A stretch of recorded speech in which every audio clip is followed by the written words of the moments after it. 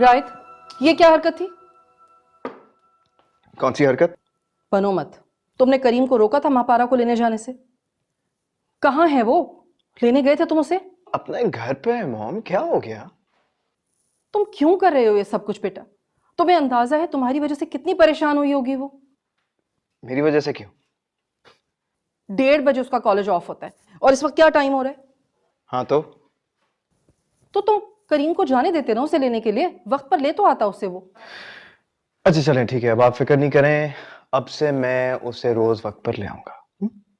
क्या? तुम उसे रोज लेने जाओगे? अरे खुदा, मेरे तो समझ में नहीं आता कि आखिर तुम्हारे दिमाग में चल क्या रहा है। प्रॉब्लम क्या है तुम्हें आखिर?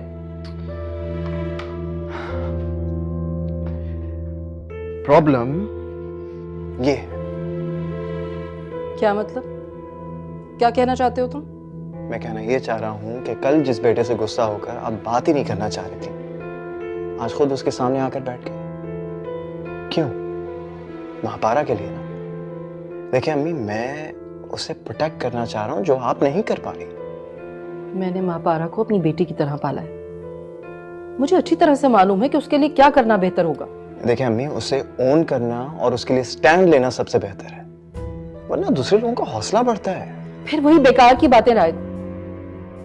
मैं तुम्हें बता रही हूं कि ना ही उसे किसी से प्रॉब्लम है और ना ही किसी और को उससे कोई प्रॉब्लम है, और मैं तुमसे मजीद बहस नहीं करना चाहती। अब बेटा तुम थोड़े दिनों के लिए यहाँ आए हो, खाओ पियो एंजॉय करो। यहाँ के मसलों में क्यों पड़ रहे हो तुम?